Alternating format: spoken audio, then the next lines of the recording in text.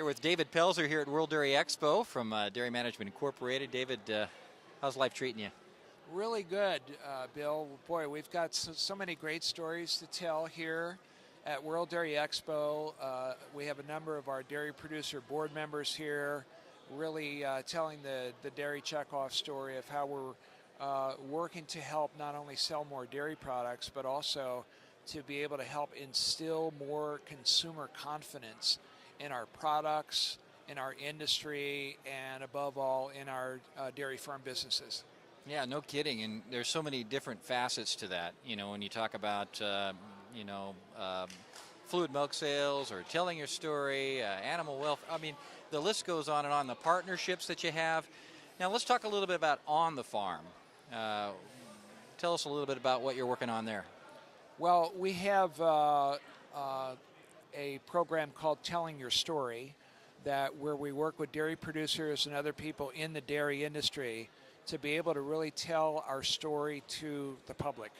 And this is really all part of instilling or maintaining consumer confidence in where dairy comes from. And we want to be able to say where good comes from. So part of that in maintaining consumer confidence really is when we have a crisis situation on a farm, and we know with any farm business from time to time a crisis occurs.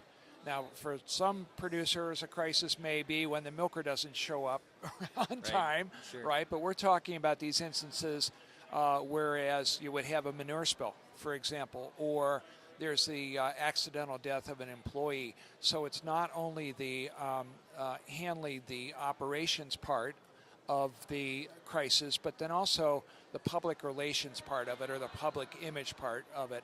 And while there's no way you can absolutely prevent a crisis from happening, there is a way that you can manage your response to a crisis well. And so we work with dairy farms across the country to help them do that through on-farm crisis preparedness.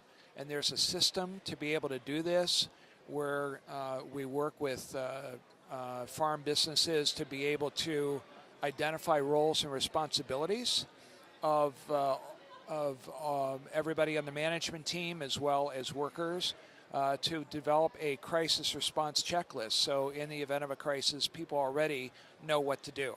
And so this is really important to be able to, just as we do on an industry-wide basis with crisis preparedness in the event of a catastrophe of like foot and mouth disease or something like this, on an individual farm, it's the same principles in place to be able to instill the discipline of having a response plan in place before a crisis might happen.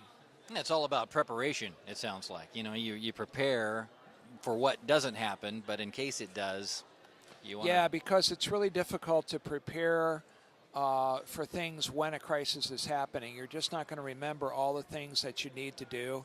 And it really, I think, instills more confidence, not only in yourself and your family, but also in your entire, among all your employees and your management team, that you've got a plan in place to use in case something that's unlikely but possible in case that would ever happen.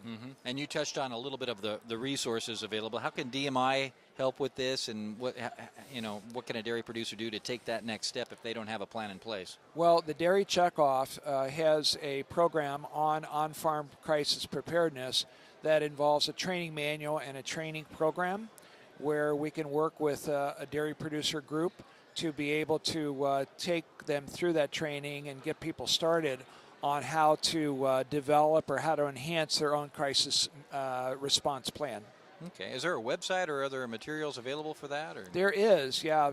Producers can go to dairy.org, DAIRY.org, for some basic information on how to get information on the manuals themselves, or how to be able to find resources among their state or regional dairy promotion organization. All right, we'll have to check it out, dairy.org. David Pelzer, thanks for joining us here. Thank you, my pleasure. Okay.